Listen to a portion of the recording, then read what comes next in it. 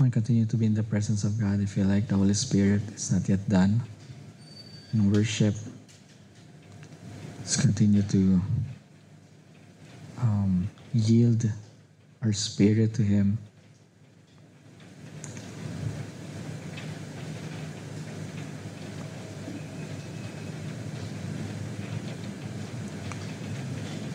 The worthiness of Jesus. You're worthy, Lord. You're worthy to receive power and grace, wisdom and strength. So when I read Revelation chapter 5, verse 12, in a loud voice they were saying, "Worthy is the Lamb who was slain to receive power and wealth and wisdom and strength and honor and glory and praise." Worthy is the Lamb who was slain to receive power and wealth and wisdom and strength and honor and glory and praise. Worthy is the Lamb who was slain to receive power and wealth and wisdom and strength and honor and glory and praise. I feel like we are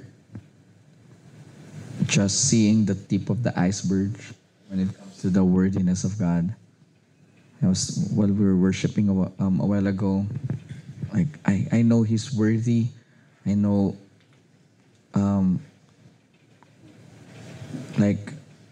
we know the theology of it. Then while worshiping, I feel like the Lord is asking me. I forget the exact question, but something along the line, like, I'm worthy compared to what? Compared to whom?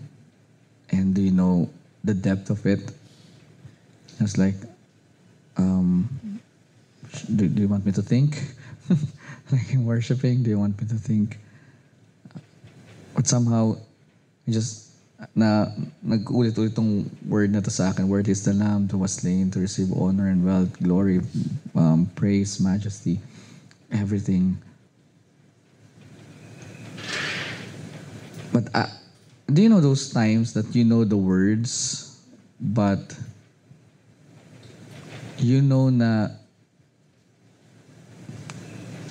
hindi siya nagsisink in sa... Because, for example, and all the saints and angels, they bow down. All the saints and angels, they bow before your throne.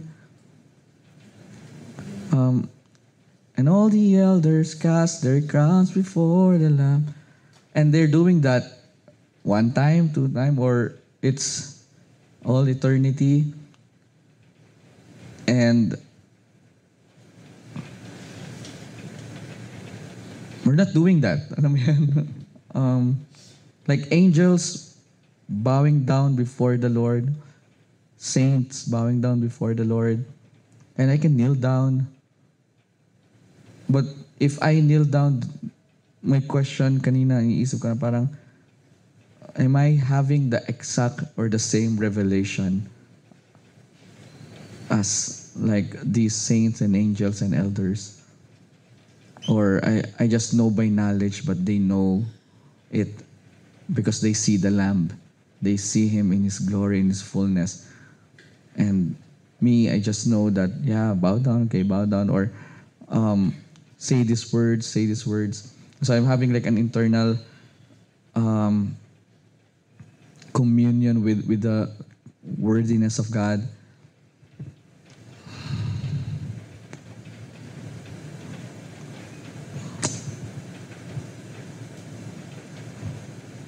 Balikan ko kaya pag na-realize ko na I feel like we really need to talk more about the worthiness of God and why they are doing what they're doing. I think if we want to really have, because we have this in presence that we don't start worship, we join worship. And I think it's really important for us that we always know what we are joining with, joining to. we're joining too, because we can just start something that we know, and then we try to craft that into something that is it's really different. And so we really need to understand what we are joining to so that it's easy to join to. Tama ba yung English ko? Tama, di ba? Kagulo na, but you know what I mean? So yeah, let's ask the Lord, and may the Holy Spirit continue to reveal to us the deeper revelation of the heavens worship. I've never been there. I hope I will be in trance one day. I'm supposed to be years ago, but that experience hindi ko na mabalikan. Yeah, but I hope and pray that we will have that revelation of what is really the worship in heaven, and how can we join them as if we are part of them. And I believe like the only way to do that is for us to really navigate spiritual things, right? To really have a worship in spirit, and for us to feel maybe anong itsura kaya ng lahat tayo nagtatrans, no? For sure, pag nalaman ng mga tao yon sa ibang church, kulto yung presence. Wow. We should be ready for that, but like to really have that encounter, kaya na parang pinag-usapan natin Ichabod of the glory departed, napapaisip talaga ako in the back of my head. Yeah, we can say that the presence of God is here and He's here, but their thinking of the glory of God is also so far from our revelation of the glory of God. Have you seen the clouds? Have you seen the thunders, the lightning? Have you seen the heaviness, Shekinah, the heaviness of His presence? Meaning, it's heavy. Like that's the meaning, the literal meaning of Shekinah glory, heavy glory. And if we feel like it's still light, then that's not glory. That's not Shekinah. And so I'm contemplating at the back of my head, Lord, Lord, we haven't seen the real thing yet. Because if the Shekinah comes, I believe lahat kami baksak dito, because di kami makatayo dahil we know that it's heavy, and lahat kami walang magagawa. That's what happened in the temple when they dedicated that and ang dami pang stories in the Bible. So I think that's part of my church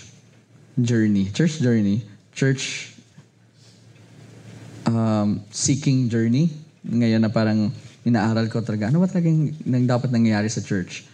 And parang I feel like isa yan sa mga ni-reveal ni God na parang there must be speaking words, there must be theology, there must be things na lahat to pag-usapan natin, fellowship. But when it comes to the encounter God na lagi natin sinasabi, there must be more. There must be more than the feeling of He's here or the feeling of worship. There must be more, and we need to know how to tap to that. Anyways, I'm just sharing what's in my heart during worship. But that's not our topic for today. Our topic for today, itutuloy natin ang series natin entitled Devotion, Devoted, the Blueprint of the Early Church. Alright, so these are our 4 devotions. So sa mga wala sa retreat, we used to have 5 cultures: worship, prayer, culture of honor, renewed mind, generosity. We're trying to create those 5 cultures sa church na nag-worship tayo, worship, prayer, nagpe-pray tayo, we have a renewed mind, renewed thinking, culture of honor, that we honor one another, and generosity, that we are generous. But we are removing that, not removing that na hindi natin siya gagawin, but those are no longer our desire to be the culture. And we want the culture to be organic, pero magkakaroon tayo ng 4 devotions, that if you're part of Presence, these are the devotions, that these are the things that we should be devoted to. And ito yung series natin. Balikan natin Acts chapter 2. Acts chapter 2 verse 42. These are our 4 devotion. They devoted themselves to the apostles' teaching and to fellowship, to the breaking of bread, and to prayer. And so itong series na devoted ay mas pag-uusapan pa natin siya in the coming days and time because these are our church devotion. So we want all of Presence people to be devoted to this thing. So last week, parang tagal na nun. Last week lang pala yun. Parang last month. Joke lang. Last week, we talk about devoted to the Word, meaning the apostles' teaching. As much as we love the Old Testament, it's more on the New Testament of our time. But again, the apostles are basically using the Old Testament to preach Jesus. And yung New Testament is basically, naluto na process na. Okay? Process output na ng Old Testament. So Old Testament, sabi natin, mga rekado lang yun ng chop suey ni Yana. And then, sa New Testament, mas na-process na nila yung shadow na yon, and then mas nagbigyan na nila ng tamang ingredients. So New Testament, medyo mas may timpla na. Alright? So, again, my encouragement, read the whole New Testament first, then go to Old Testament. And kanina in-announce na magkakaroon tayo ng have your Bible reading plan. It's really important to create discipline. And again, just same with prayer. If it's not scheduled, it will not happen. So kung sa Bible, if you think na parang pag magbabasa ka ng Bible, you will just open and the Lord will speak, that's fine, but you will never be able to get to the point that you know the Word. Right? You know parts of and segments of the Word. But when someone asks you about a story, when someone asks you about this, what's the heart of God about these things, it will be hard because you don't know the story or the word. So, read it. Ako ba yun? Yung parang, meron doon. Alright, so, now, pag-usapan natin, devoted to fellowship. Now, we are masters in this thing.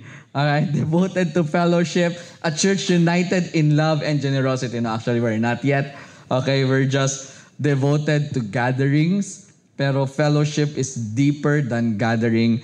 Alright, so when we read Acts chapter 2, we can feel the heartbeat of the early church, a very raw, real, alive heart ng church. And there were no buildings, no stages, no programs, just people who had encountered Jesus so deeply that they couldn't imagine living apart from one another.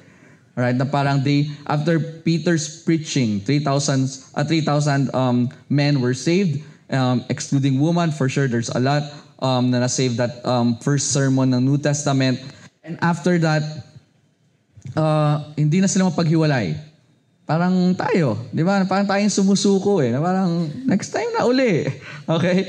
But they have this, imagine,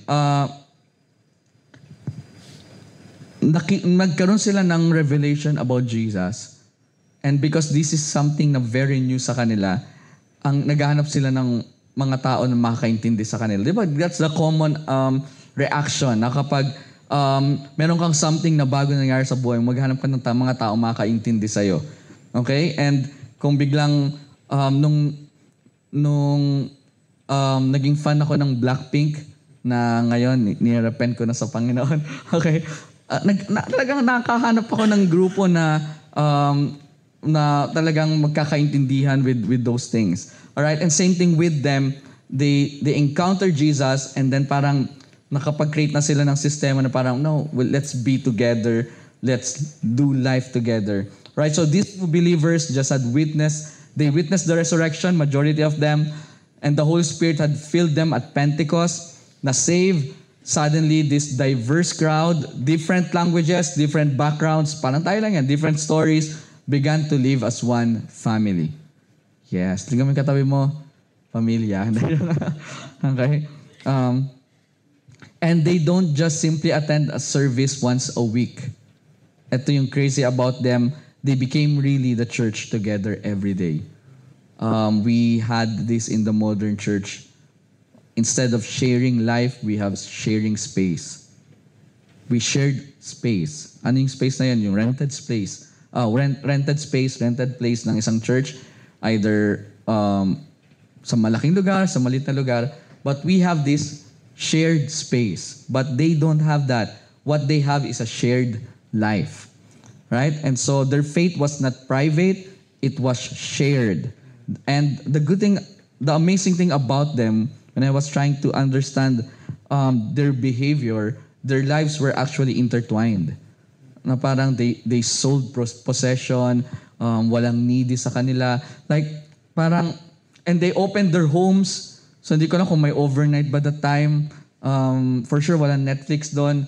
But they opened their homes and they prayed for one another. They sold properties. They meet. I don't know what anong itsura nila, but it's somehow, pag titignan ko to, parang isang unit talaga sila na kumikilos. Right?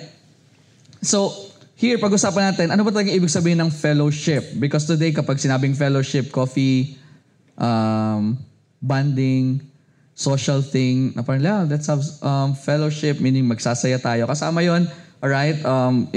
There's really a joyful aspect of fellowship. But pag-usapan natin muna what is fellowship. So the Greek word of fellowship here is a very powerful and common words in the New Testament. At I think narinig nyo na to hopefully many times. The Greek word for fellowship is koinonia. Alright? Koinonia. Koinonia. Depende sa gano'n kaka-konyo. Koinonia. Alright? So when Luke wrote this, so trivia, who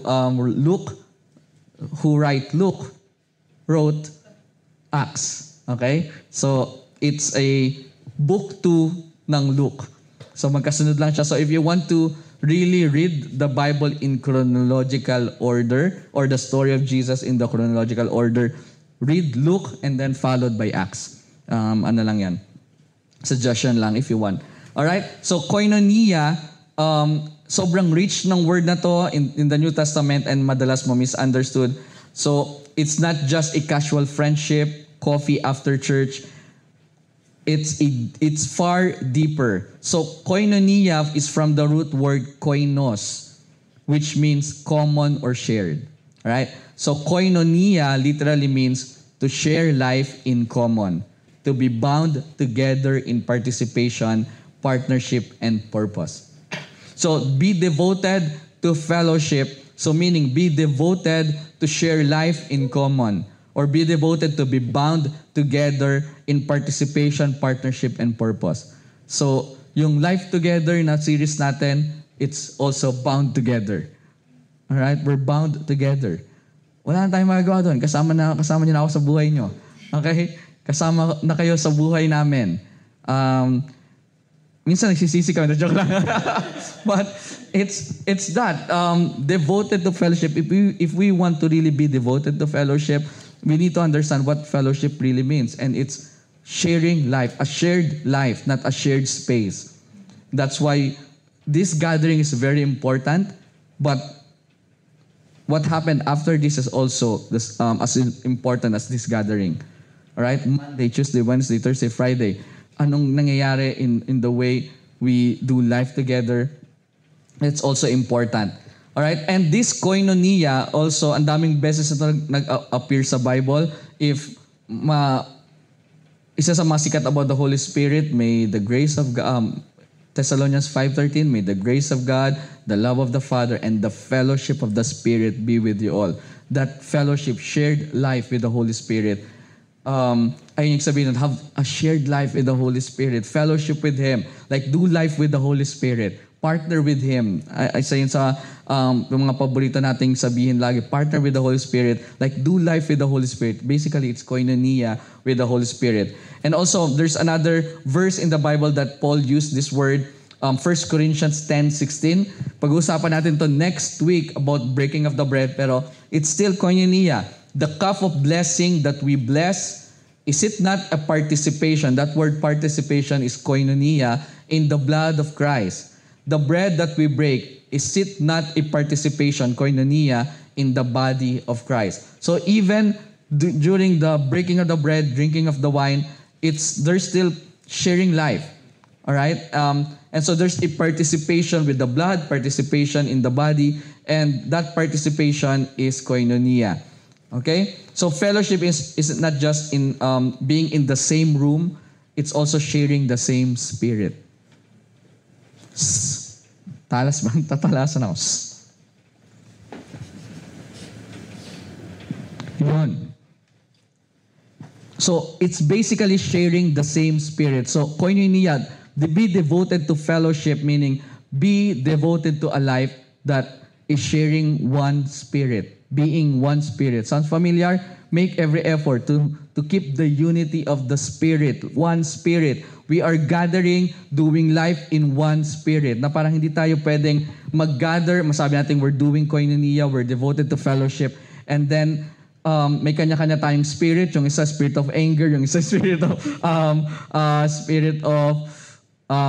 judgment, yung isa spirit of whatever. So we need to come into one spirit, which is the Holy Spirit, and then that's our we preserve the unity of that spirit. Right? We come under the same spirit, which is the Holy Spirit. And so it's a supernatural oneness created by the Holy Spirit, a bond that transcends personality, background, or preference. Okay? It's beyond preference. So kung paano ka manamit at paano siya manamit, it's beyond that. Hindi natin kailangan magkapare-parehas manamit, although my preference is Uniqlo. Okay? Shout out sa Uniqlo, bigyan ako ng voucher. But hindi siya yung dapat pare-parehas tayo ng damit. Hindi rin dapat pare-parehas tayo ng hilig sa pagkain. Hindi siya ganun eh. It goes beyond that, and it's a supernatural oneness created by the Holy Spirit. All right? And so it's a bond and oneness of a community that's gathering under one spirit. And then that's why Luke says in Acts, all the believers were together and had everything in common. Acts 2:44. They didn't just share meals, they shared mission, possessions, pain, and purpose. Di ko pa alam paano ito mangyayari sa atin. Alright? Because my iPad is mine. Right? I don't know how we can share possession, but these people are radically crazy in koinonia. Okay? And I believe this is supernatural, but at the same time, I'm thinking, is it because of cultural? Because that time, they're not counting women. Okay? So kung yung tatay hindi umuwi ng bahay, hindi siya pwedeng pagalitan ng babae because that's against the culture. Right? Ako, pag di ako umuwi ng bahay, lagot ako sa asawa. Pero kasi, tama naman, bakit? May asawa ka eh. Right? It's the culture that we have now. And so, when I was trying to understand this, nakita ko naman gaano kalayo tayo sa kanila, but at the same time, as much as we want to copy them, we cannot copy everything because of cultural differences. Because I don't want to go back to hymnal. Okay? I'm okay with "You're worthy of it all." Sa kanila, iba yung tono nun. And di tayo babalik doon just because, no, we wanna be like the book of Acts, hymnal lang. Or Psalms lang dapat. Meron ako nakausap na Kristiyano, no, dapat na kinakanta lang sa church, Psalms. Alam mo yung tono ng Psalms 23? Alam mo yan? Ayun yung gusto nila. Okay, sige, type niyan. But, hindi tayo babalik doon just because we want to copy them, but we want to copy the principle. Alright? And so, now with this sharing life together, all believers were together and had everything in common. That's why ang subtitle natin, A Church United in Love and Generosity. Alright? Now, just later para pag-usapan ko yung wisdom about this, pero itapusin mo natin yung explanation about koinonia. So they were so bound together by love, so united by the Spirit, that they could not imagine living separately. Ako na-imagine ko pa eh. Okay? Na-imagine ko pa na parang time will come, baka hindi ko kayo makasama, may iba kayong mission sa buhay. That's fine. I hope we will grow all together. I hope. Right? Sa dami nating to, ano mo yun? I hope na time will come na parang, ngayon nabubuo na yung mga pamilya, Okay, first time natin nagkaroon ng kasal sa presence. Di pa natin alam na masusunod na milestone natin sa bawat isa. So napupunan. So na-imagine ko na, time will come. May mga bata na dyan, ang mga anak natin, or biglang mga youth na sila, tayo na yung mga lolo't lola. Di ba? Wow, umabot doon. Di ba? Praise God. Kung hindi man, praise God pa din. Okay, so ang daming pwedeng mangyari. So I'm thinking about that we're growing together as a church. But still, when I think of it, I can think na wala kayo sa buhay namin. Somehow, right? Because, for example na lang, if one of you will suddenly be called to go to Africa, right? We will never talk every single day like this. Diba? And may time zone differences na. So pag nag-chat kayo, may reply kami, matagal pa. Alright, so there can be, and that's a possibility. My point is this, and basically naman, hindi naman sila nakaikot lang sa isang church. This is the body of Christ. Alright, and so this closeness that we have, this may change in the future, but we will not change the relationship because we're part of the body. Okay, the closeness may change, but the relationship should not. Alright? And so ang gusto ko lang mangyari dito is, now that we are here in presence, let's grow together in love and generosity. Kapag wala na tayo sa presence, then let's make sure that we are still brothers and sisters. Kapag meron tayong isang Kristiyano na ayaw nating makasama, then we need to check how we honor the body of Christ. Right? So, even if may mga matatagal na Kristiyano na akong kilala, every time naisipin ko, paano kung biglang magkita-kita kami sa itong mga dati kong mga leaders, magkita-kita kami sa isang gathering, and iniisip ko na parang, I will say hi and I will ask, hello po, kamusta po kayo? And hindi ako iiwas because they are my brothers and sisters regardless of they think of me as the black sheep in the family. And so kung ako yung black sheep sa paningin nila, I will not act like one. And so pag in-imagine ko, hopefully by the grace of God, magawa ko talaga because maliit lang ang body of Christ. Magkikita-kita kami bago mag-finals. So I hope that by the grace of God, itong mga ini-imagine ko whenever that happen, when that time comes, magawa ko talaga. Right? And even yung hindi lang naman mga leaders, mga people. And if someone from presence, umalis ng presence, I hope that pag they visit or nagkita-kita tayo sa gathering, we can still say hi, kamusta, kamusta na yung relationship mo with the Lord, that we still have that concern. But of course, there's a big difference because I cannot think of them every single time because mas pa-priority ko kayo. Yes. Tayo sa bahay mamaya. And I will not invite them sa house namin because, alam mo yan, may kanya silang bahay. Alright? But magkakaroon ng difference. Alright? So today, pag-usapan natin more in depth the devoted fellowship. And we're not talking about that as a social activities or just attendance, but what it's really involved in devoted to fellowship. And so it's a love so deep that people outside the church, remember nung sa Life Together, si Tertullian, the historian, he wrote that people are saying and commenting to the church in the 2nd century, see how they love one another. So they have that word, see, tignan mo yung mga yan, how they love one another. Right? Hindi pa yun nangyayari. Na parang, ang common pang marinig natin sa body of Christ, di ba mga Christian yung mga yan? Di ba? Ayun pa yung nangyayari. Bakit ganun sila? So, we want to be an agent of change. And that will only happen if we will be able to change ourselves inside presence. Sa laki natin na church, at least pag nagawa natin sa laki natin, baka kaya namang magbago ng buong body of Christ. Right? And hopefully, from that comment in the 2nd century, people outside will say, see how they love one another. Iba talaga tong mga tao na to. Hopefully. And then that fellowship na sobrang real, sabi doon, and the Lord added to their number daily those who were being saved. So si Lord mismo natuwang-tuwa na parang, sama-sama kayo dyan, alam mo yan. And I hope that will be that will happen and manifest in our midst. A people who are devoted to Christ and to each other. Now, what is fellowship for them? Fellowship for them is not optional, it's foundational. Okay? Majority of Christian today, fellowship is optional. And kapag yung fellowship ay optional, it will just be an add-on. But for them, it's not an add-on. Because if we read Acts 2 carefully, we realize that fellowship was not something they add on or added on to their faith. It was part of their foundation. It is beside teaching, prayer, and breaking of the bread.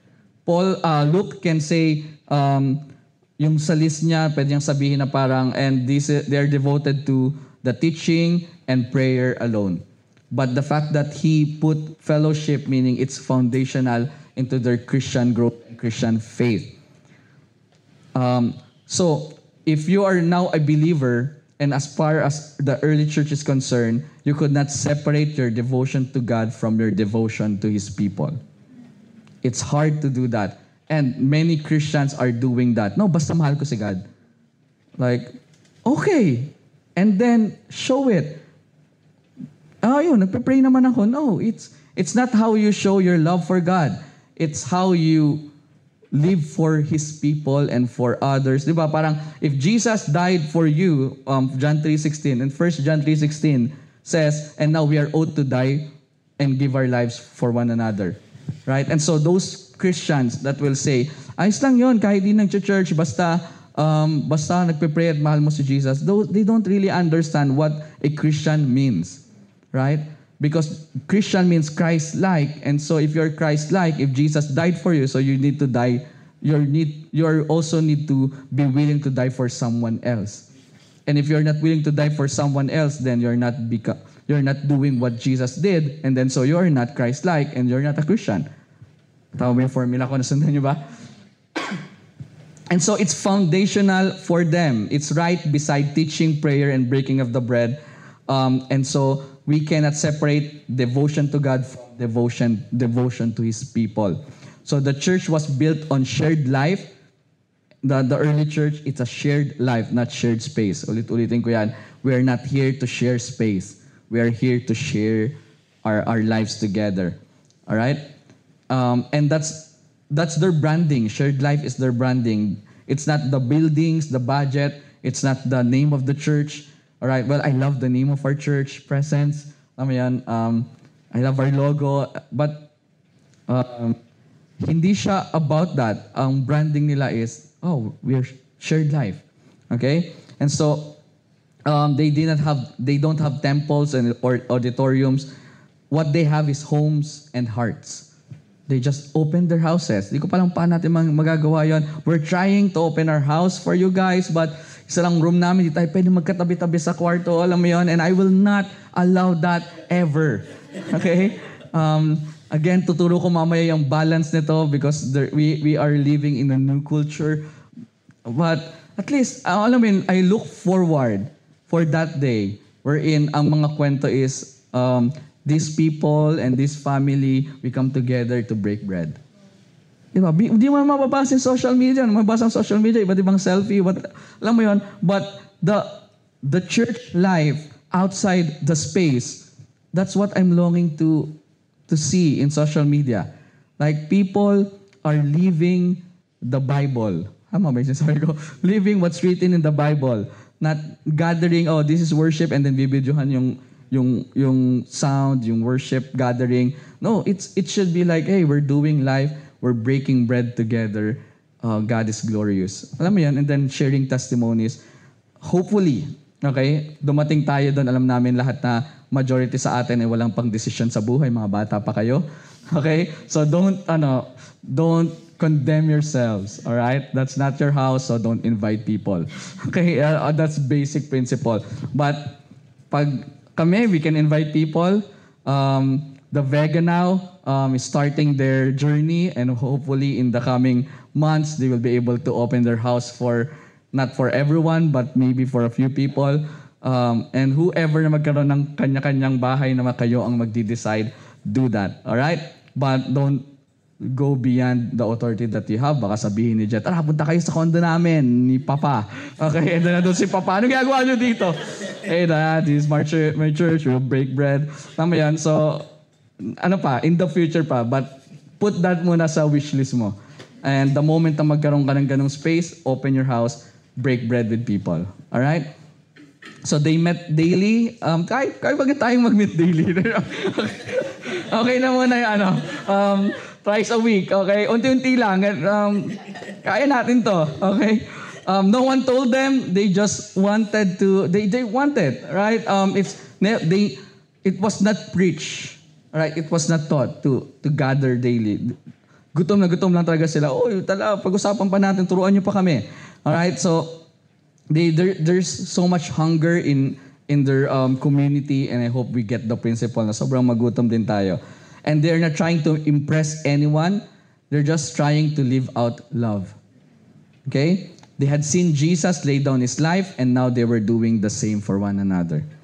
And I hope that we will be able to see. Kaya na si Aaron, he was sharing the cross, the death of Jesus. Hindi natin nakita yun physically, but we had that revelation that he died for us. And now we need to do the same thing for one another. Right? So that's not optional Christianity, that's foundational Christianity. So that shows us that fellowship is foundational. Right? Gusto ko lang paliwanag, hindi siya optional, it's foundational. And so ano bang difference ng foundation and optional or addition? So the big difference between something that's foundational and something that's optional. Optional things, you fit your schedule. Foundational things shape your schedule. So that's the main difference. Pag optional siya, pag libre ako, go, G. But if it's foundational, the other things yung mag-a-adjust for that. Does it make sense? Optional things can be removed without consequences. Foundational things hold up everything else. And so if we will be able to catch the revelation that gathering, being together in shared spirit is a foundational thing, then hindi natin isipin, pag libre ako, doon ako to church. Right? We have this revelation, no, I must be in the room, I must be in that house. We will talk about Jesus, we will break bread, we will commune, and the rest ng schedule doon mag-a-adjust. Okay? Put wisdom. Right? Baka naman, kung imagine mo, malumaki tayo. Right? Tapos si Jet ay single pa din that time. Hindi, joke lang. Kakaroon ka rin. Huwag nasa YouTube nga pala to, Jet. Pasensya ka na. But, alam mo yun, imagine, and then, sobrang generous natin, open, ang dami nag-o-open ng house. Monday to Saturday, may nag-invite kay Jet. Diba? So put wisdom. Ano naman lahat puntahan niya, tapos doon hindi na siya nakita ng tatay niya, magulang niya. What? I'm in a fellowship, father. I'm in a fellowship, mother. Don't bother me. Alam mo yan? Put wisdom. Okay? Hindi porket may nag-open na house. Pero sa liit natin to. Okay? For sure, pag may nag-open na house, try your very best to be in the room and break bread with our church family. Okay? So fellowship is not a side dish for them. It's part of the main course. Right? Teaching, fellowship, breaking of the bread, prayer. Right? So,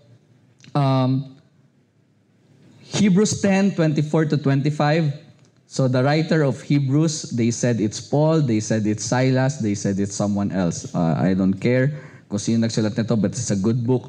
The writer of Hebrews says, in Hebrews 10:24-25, and let us consider how we may spur one another on toward love and good deeds, not giving up meeting together, as some are in the habit of doing, but encouraging one another, and all the more as you see the day approaching. Not giving up meeting together, right? Meaning, there came a point that it's hard to meet with one another. Kaya sinasabi ng writer ng Hebrew na parang buti na lang, don't give up in meeting with one another, meeting together as some are in habit of doing. And so I pray and hope that as far as this church is concerned, we will never be able to have that habit of missing the meeting, the gathering. Right? Let's put a value that's so high that it's part of the main course. Mamiss mo na yung side dish, wag lang yung main course. And it's part of our main course. That's why we have 4 devotions. Word, fellowship. Okay? We need to be devoted to fellowship. Now, modern tragedy when fellowship becomes optional. Sabi ni Francis Chan, we've created a church culture where you can attend for years and never really know anyone and no one really knows you. And do you know, may ganung tao talaga?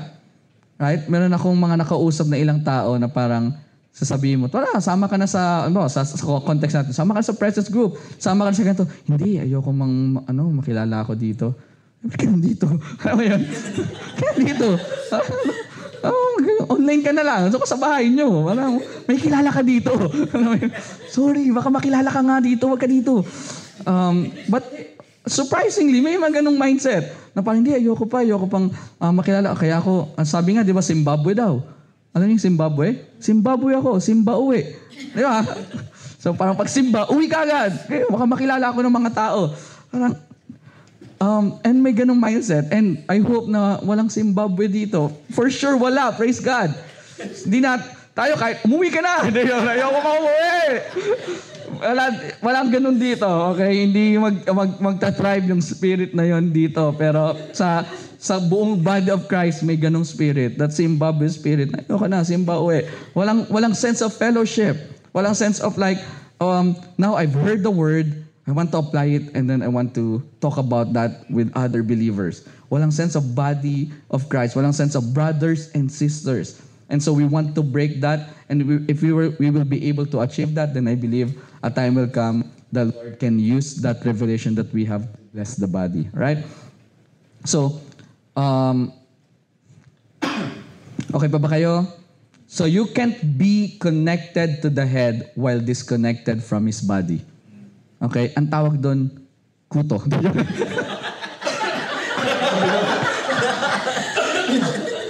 Naubo ko doon. Now, they try to, at least connected ako sa head. Alright? Pero hindi siya connected sa body. Like, ka ba? Kuto ka ba? Wala ka sa katawan. Nasa ulo ka lang. We don't want that. Okay? We don't want that. Because hindi masaya na may kuto. Tama ba? So, God will not be happy. Jesus will not be happy kung may kuto siya. So, tama yung sabi ko, Holy Spirit, come back. Tawa ako sa joke na yun eh. Hindi ako makama-recover tuloy. But again, you can be connected to the head while disconnected from his body. Even tayo as a church. Now, I believe that we are part of the body of Christ. But we're still trying to find the right fit. Because we want to be connected.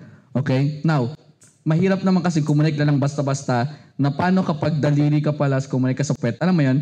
Di ba? Hirap. Nasa YouTube to. Nagkagulo na. Di ba? Or sa paa. Di ba? Kamay ka, tapos kumunik ka sa paa. So, that's why find your tribe is really true. Find your tribe is really true. But you need to find your tribe. And for us, we're trying to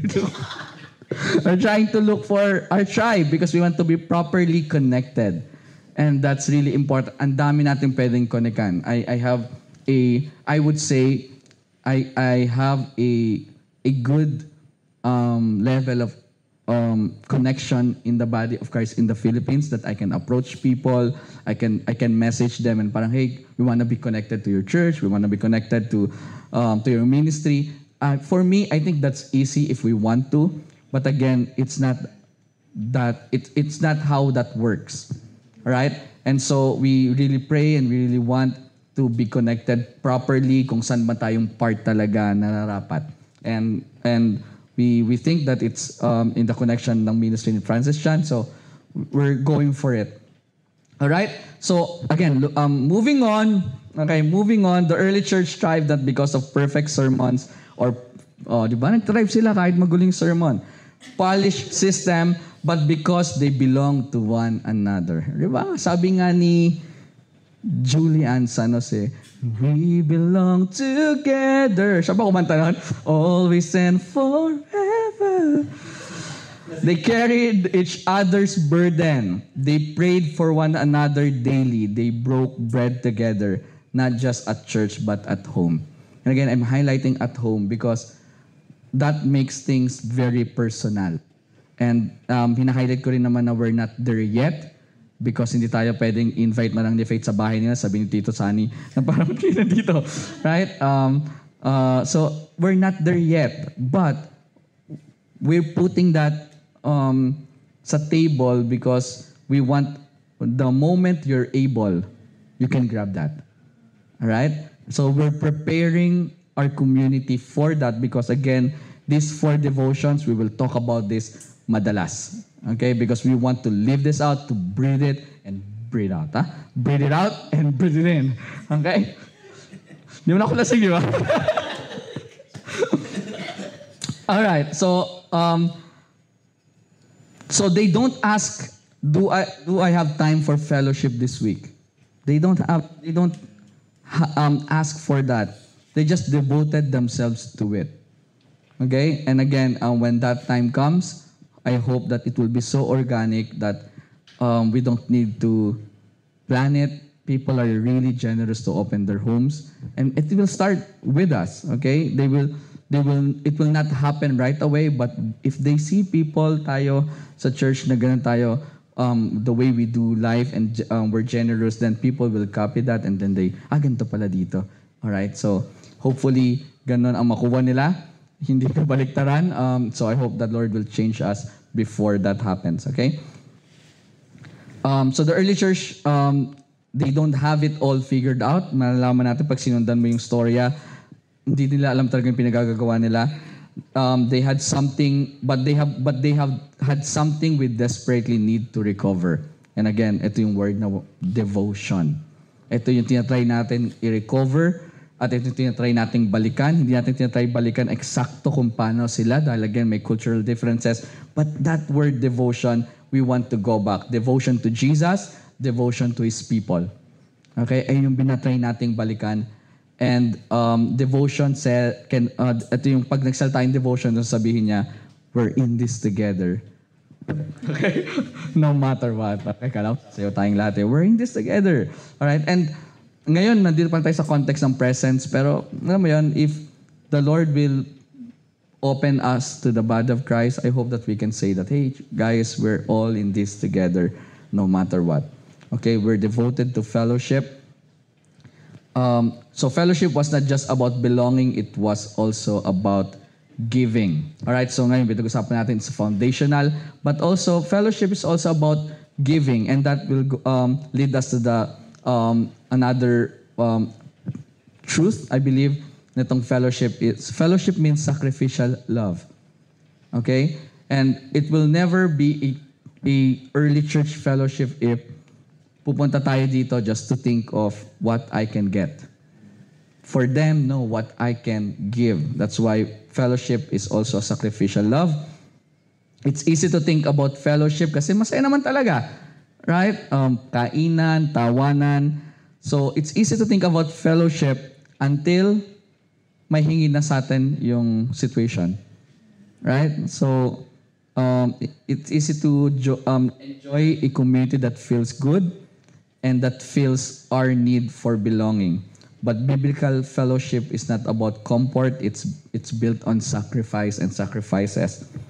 Right? So, it required surrender, generosity, laying down personal agendas for the sake of the family of God. And we can see it there. So, Acts 2:44-45, all the believers were together and had everything in common. They sold property and possession to give to anyone who had need. Like, this is next level generosity, right? And the next level generosity is not in the future. It's in the past.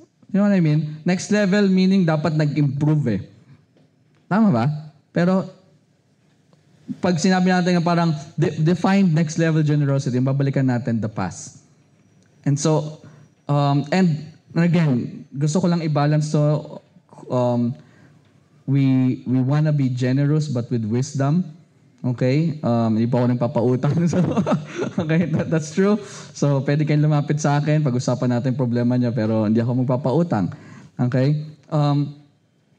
And we need to put wisdom because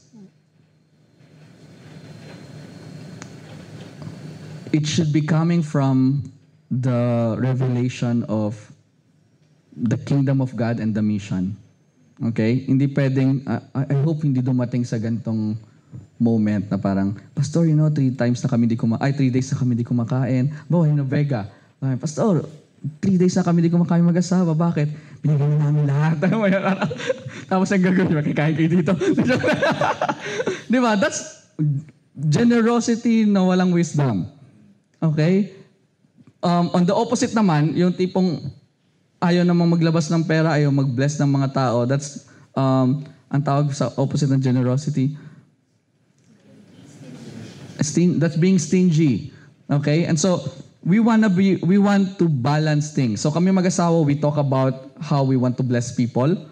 Alright? Hindi lang kami gigising umaga at, alam mo yan, parang dami natin pera kayo. Buwasan natin. Hindi, we think about how we will bless people. We prayed about things, and we prayed about amounts. But we put that in an intentional act. All right? We don't just try or hindi. So pag, if you feel it, I feel it. No, we again, same with prayer. If it's not scheduled, it will not happen. And same with generosity. If you don't think about that, it will not happen actually. Unless you are so gifted with generosity that you breathe in and breathe out generosity. But for common people like us, think about how you can be generous. In order for that to happen, think generosity. All right, but with wisdom, don't let anyone accuse you of being stingy just because they ask you something and you say no. You said no. All right, it's okay to say no. And I want you to have that conviction and authority to say no. I will never flinch if someone, and many people message me, wala dito sa church, but alam mo yun, parang kababata ko nung unang panahon, and then itong naging dating ka-churchmate, and then they will ask me for money. And for me, like, what's your name again? Okay, anong nga ba uling pinagsamahan natin? Either daw mag-reply or I'll say no. Because I want to be a good steward of the blessings of God, and that's not generosity. Generosity is you give it not because they ask for it. Okay? So okay tayo doon. So I'm saving you from scam. Alright? So because people can really manipulate biblical principle. Right? If they will come to you in the name of generosity and ask you for money, you can say no because the reason they ask, meaning generosity is questionable na because someone asked you. Because real generosity is you give it. No one is asking you, you give it, you prayed for it, and you're willing to, with joy, give it. Alright? Okay ba tayo doon? Because, again, we love one another, but we want to be real. A time will come, people will come here in church with impure motives. Okay? The Bible says that beware of wolves on sheep clothing. And it's so surprising because people always look for shepherd with sheep's clothing, but never in the Bible is mentioned na, oh, mga pastor, wolf talaga yan. No. The Bible said, congregation.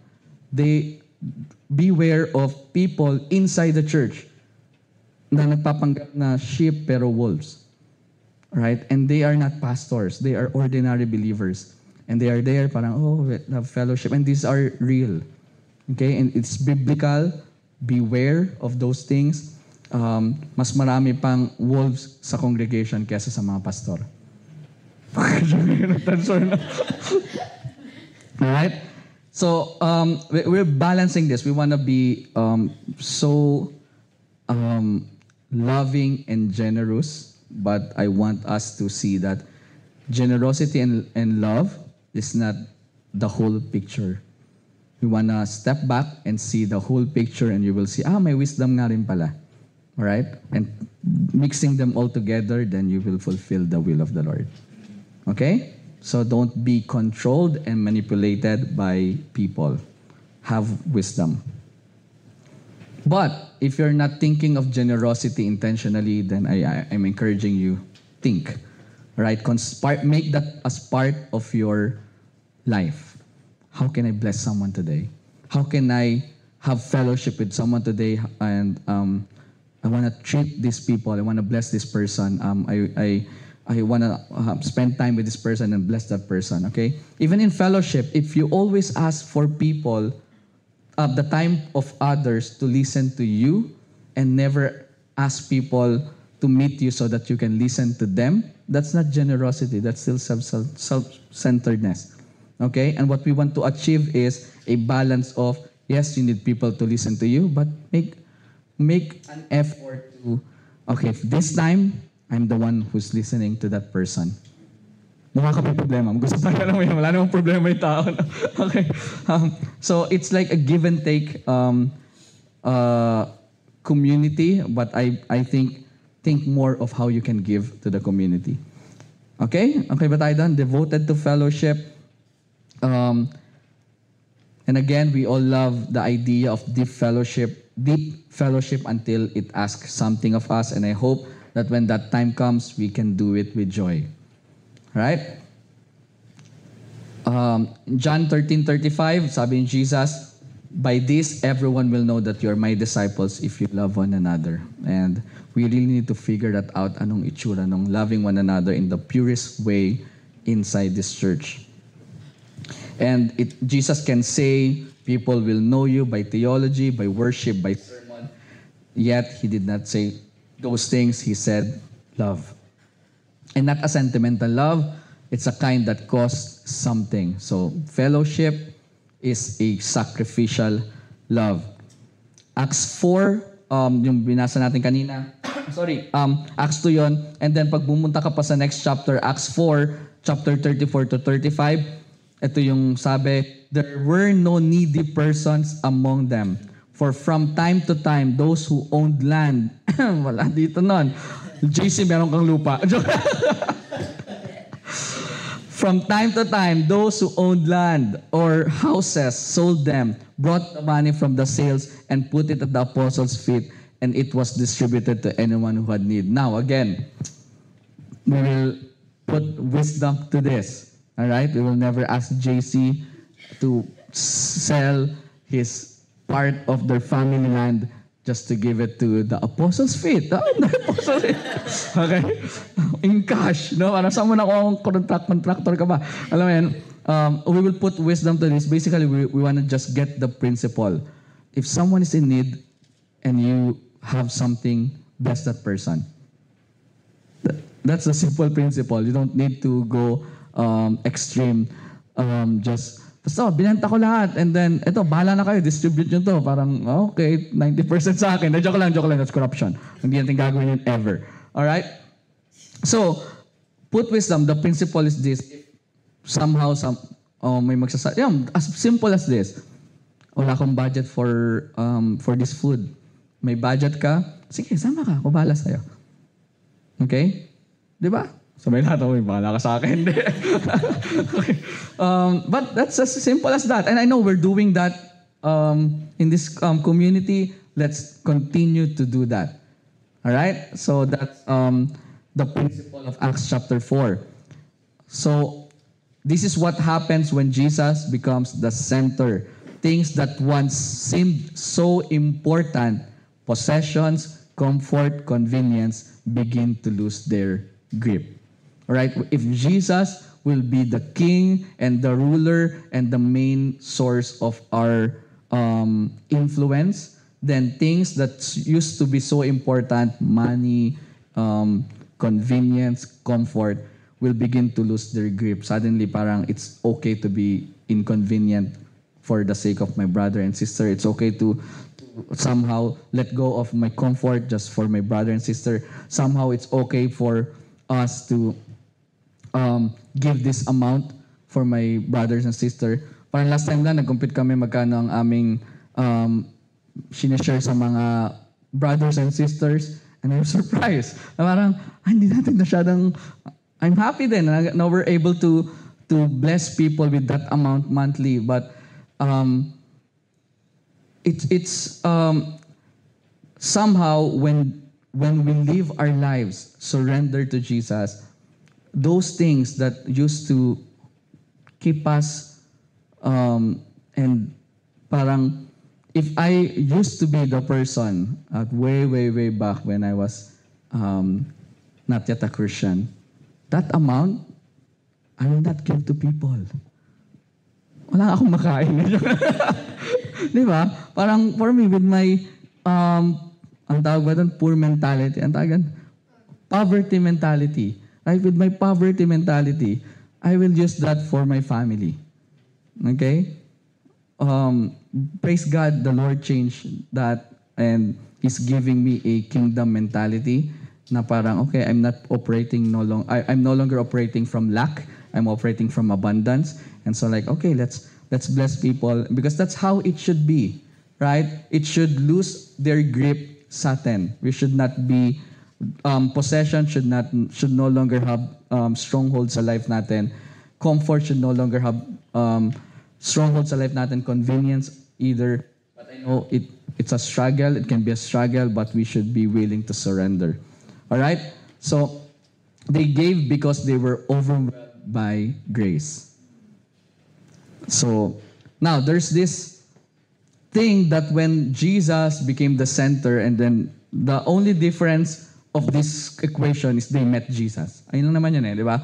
Parang from naglalakad-lakad somewhere, biglang nakarinig ng isang lalaki na nag-preach and then accuse nila na parang, ito, mga lasing to, no? Sabi nung lalaki na yon, hey guys, 9 a.m. pa lang, hindi kami lasing. And then nag-preach about Jesus. And then from that moment, their life nagbago upside down.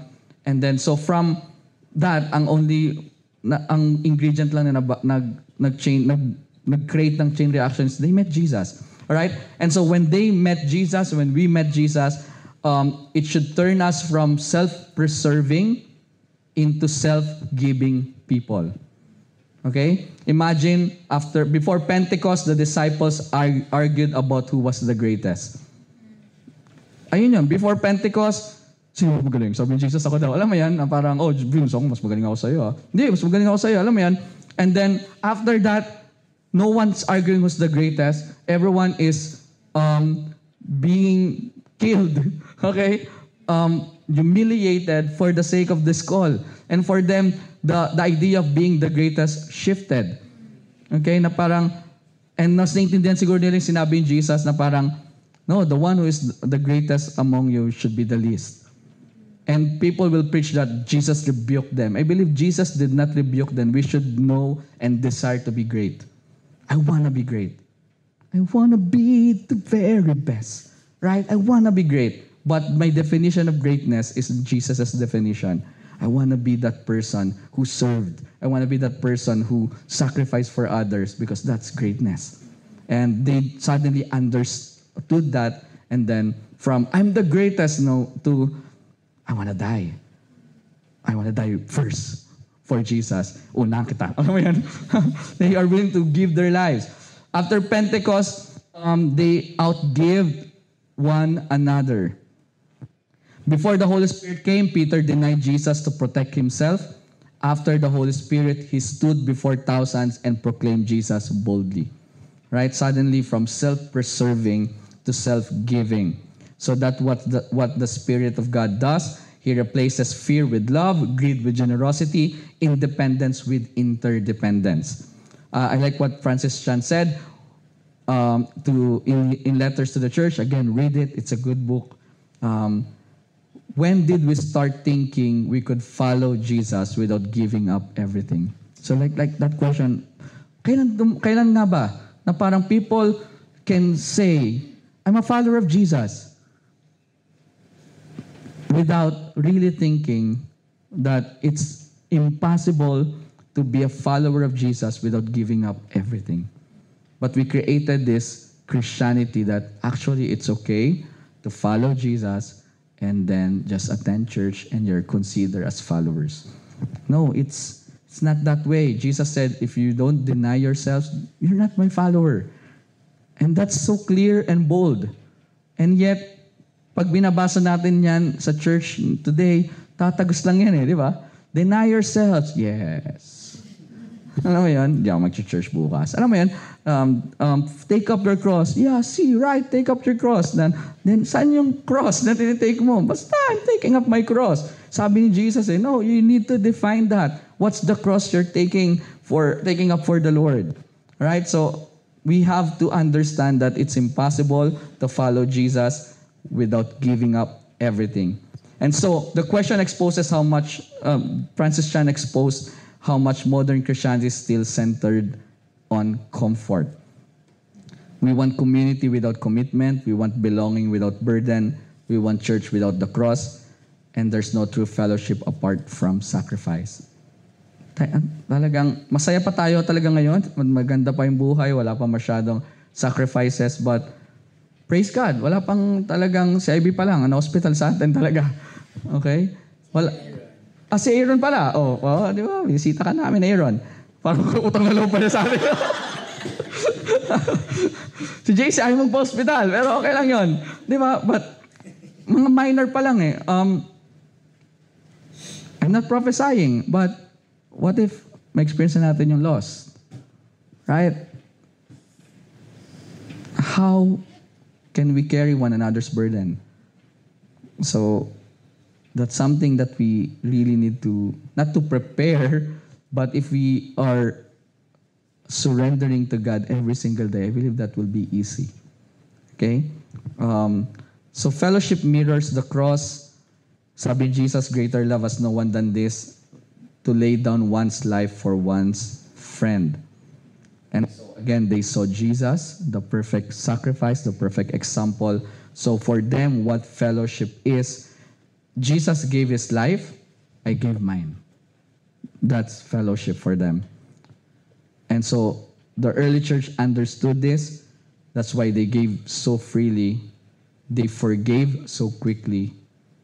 And that's why they risked so much. Because they were simply imitating the one who gave them everything. I think that's the simplicity of Christianity. We just need to imitate that person who gave us everything so that it's easy for us to give up everything. They saw the cross and they said, if he did that for me, how can I withhold anything from my brother or sister?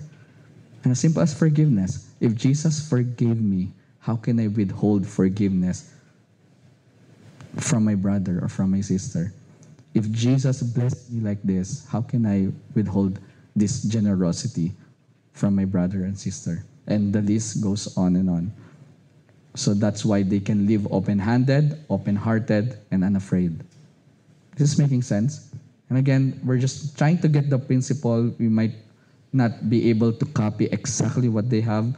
For the main reason, we don't have properties. Okay, that's one. Okay, but two, it's a different culture. But we're just trying to get principles out of that. And again, I really love the letters to the church. Sabi ni Francis Chan, you haven't experienced the beauty of church until you've sacrificed for someone who could never pay you back. Like, beauty. Church is so beautiful. And the Book of Acts idea or the blueprint of the Book of Acts is really beautiful. Fellowship that costs nothing changes nothing. But fellowship that costs everything displays the glory of God. And this will be the last point. The presence of God fills the community. Fellowship reveals God's presence to the world. Because that's koinonia, sharing life, love, sacrifice. That's supernatural. And God didn't just dwell among them. He dwelled within their relationship. Right? So, balik tayo sa Acts chapter 2, they broke bread in their homes, ate together with glad and sincere hearts, praising God, enjoying the favor of all the people, and the Lord added to their number daily those who are being saved. So they don't have growth strategy or marketing. Their strategy was simple. love one another so deeply that the world would see God. And again, pinag-usapan natin sa Life Together. It's on YouTube, it's public. You can watch it, Life Together and Presence Philippines YouTube. But the Bible says that no one has seen God, but if we love one another, basically God's presence will live among us. And so there will be a revelation of God through fellowship and through relationship.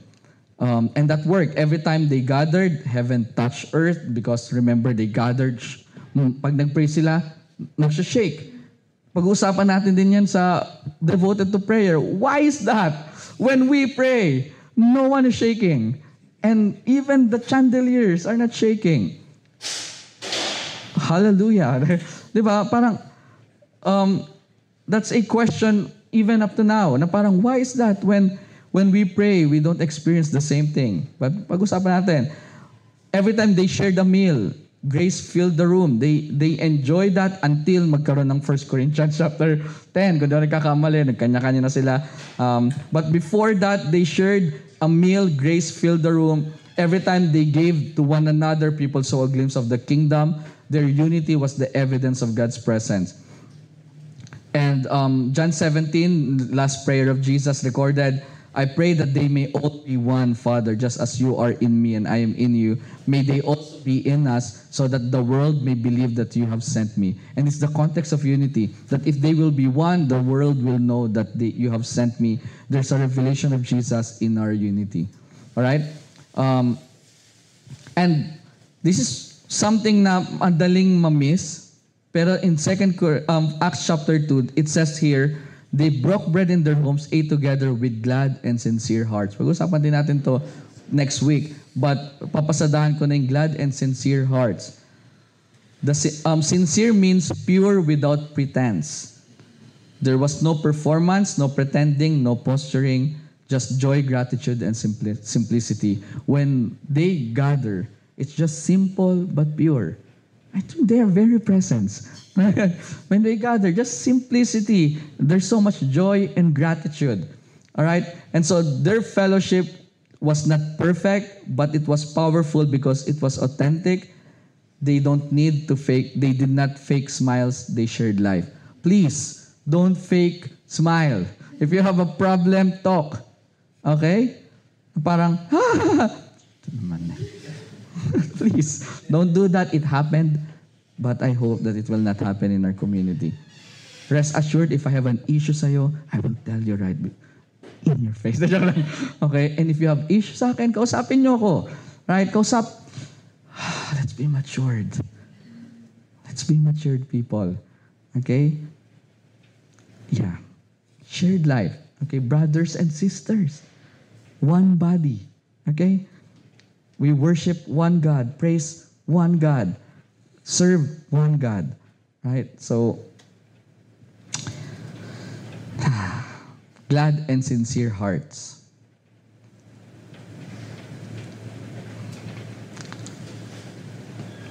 This is a good point.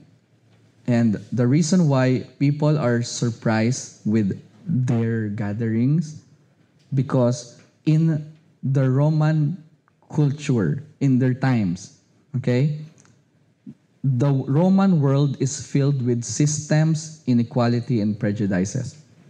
Masters, slaves, ranks, okay? And so when people in that culture saw that slaves and masters shared the same meal, rich and poor called each other brothers and sisters, and everyone was equal at the Lord's table, they were surprised na parang, ano nangyayari? Di ba, alipin mo to? Bakit sabay na kayong kumakain? Di ba mayaman ka? Itong mahirap to. Bakit brother na kayo and sister? And so, it's shake a culture, and it broke revival. Okay? And so, it's not a revival of preaching. It's not a revival of matinding prayer. It's just a revival that started at a table. It's not a revival in a temple, but started at a table.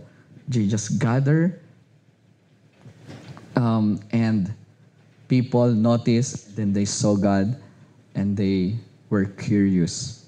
And then they asked one another, and then they received a preaching of the word.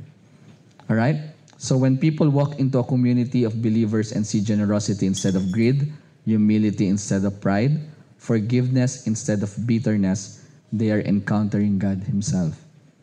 Because again, if we love one another, God will live in our midst. Cool.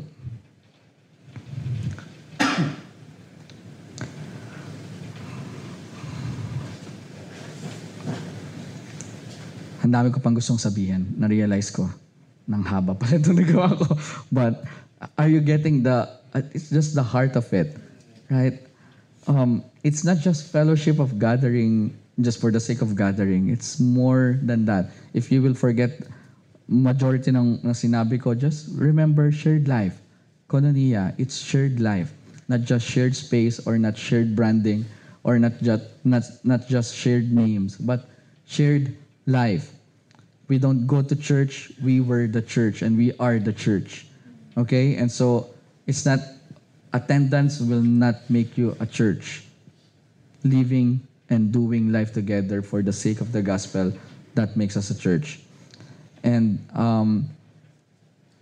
I hope that when this happens, when one person rejoiced, everyone cheered. When one person wept, everyone wept.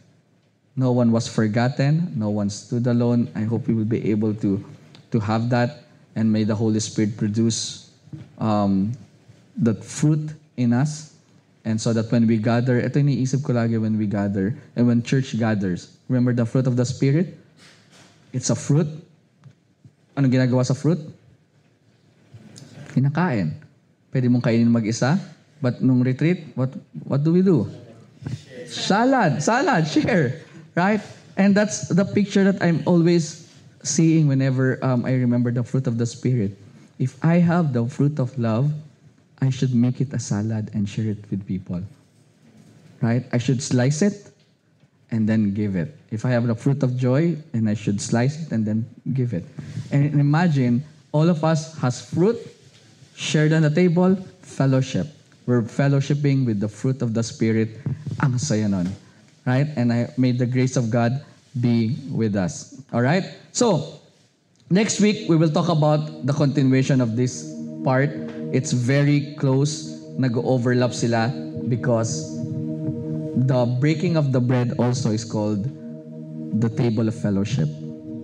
Okay? Kaya medyo may mga nababanggit ako na about the breaking of the bread because it's connected. It's a table of fellowship. It's a table of fellowship. And so next week, continue natin ito. The third part ng series, pero actually really connected to the fellowship. And again, because kanina sabi ko, diba, fellowship's opening our homes to break bread. Okay? Because again, remembering Jesus, you cannot be, anong term doon? You cannot be committed to Jesus and not devoted to, or not committed to His people. It's one way, or it's the two sides of the same coin. All right. So what we will do is, can you all stand, and we will ask God for grace. Dahil alam ko na madalas natin pag-usapan. Recently pa lang natin napag-usapan yung life together. Nasa honeymoon stage pa tayo ng life together. Saya-saya hanggang magkasawaan. Alam mo yan? Tingnan natin kung life together pa rin. We are still in that height of the beauty of the fellowship. Masaya pa natin nag-enjoy eh. Diba? Pero ay nga, we want to balance things. Kasi kung lagi naman tayo magkakasama, alam mo yun, for sure, parang mababurn out tayo. And true enough, they were burnt out. Pag binasa niyo sinundan yung storya, nagkaaway-away din sila eh. Di ba? Pag nakita niyo yung letters ni Paul, sa Galatia, galit siya eh. Di ba? Pag binasa mo yung Galatia, ayun yung summary ko dun eh. Galit siya sa mga to eh. Kasi you foolish Galatians, bakit? Di ba? Sa Corinthians, ang tatakaw nyo, bakit? Alam mo yan, nagkagulo din. And so parang, yes, we have that blueprint, pero We need to learn from their mistakes. So we need to put balance to it. We need to put wisdom to it so that we will continue to be on fire and not burn out. And so what we will do, magkakaroon tayo ng communion. Aaron will share, hindi ko alam kung ano share ni Aaron, but magkakaroon tayo communion. But I think let's just pray for grace. Grace so that we will have that empowerment to be devoted to fellowship. All right. So can we group?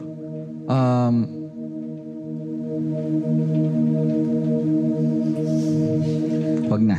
Okay. Individually na lang. Let's pray. Pray to God. Lord, I pray for our church and our community. It's easy to say than, Lord God, do it. So Lord, I pray, give us grace. It's amazing to hear what it really means to be devoted to fellowship. It's glorious, Lord God, beautiful to know how the book of Acts or the Acts of the Spirit, the early church, Lord God, started. It's beautiful, Lord God. And again, until it costs us something, Lord, hindi namin masasabi. So, Lord, I pray, give us grace. Give us grace when things become tough and hard and challenging. I pray, Lord God, that we will not think of ourselves. Lord, when things na maging costly and sacrificial, I pray that we will think of the body of Christ. We will think of Christ than our comfort and ourselves. So, Lord, help us. And I know our church is very young. Same with the book of Acts, Lord God, the early believers with their immaturity and the being like a new church. Lord God, they're so on fire. Excited sila laging mag-usap about kay Jesus. Excited silang matuto. Excited sila na mag-gather, mag-fellowship, Lord. Pero after na ilang years, ang layo na nila dun sa kung saan sila nagsimula. Lord, we can be like that. And so, Lord, we need your help. We ask for your grace. Na ngayon, Lord God, yes, we're so happy. Masaya kaming pag nagpe-fellowship, pag nag-gather, pag pinag-uusapan ka, we're so happy, Lord. But if we will not be able to be a good steward of this, Lord, we will be like the early church. Time will come, Lord, magkakanya-kanya kami, we will do things selfishly. And so right now, Lord God, if it happened to them, it can happen to us. So we ask for your grace. Yun pa lang, Lord God, we're opening our hearts, Lord. Change us, purify our hearts, our minds, Lord God, and our surrender to you. Lord God, give us, Lord, a heart that's fully surrendered to you, a mind that's fully surrendered to you, a will that's fully surrendered to you, Lord God, and a revelation of love, Lord God, just like your love. Lord, Holy Spirit, we speak your grace over us. Thank you so much. We love you, Lord, in Jesus' name. Amen. Amen. I feel like nagpipreach ako in the future. Ano yan? Nagpipreach ako sa future presence. So, ayun yung feeling ko. Kasi hindi pa natin siya makikita. But sa mga future presence, nasa YouTube to, public na.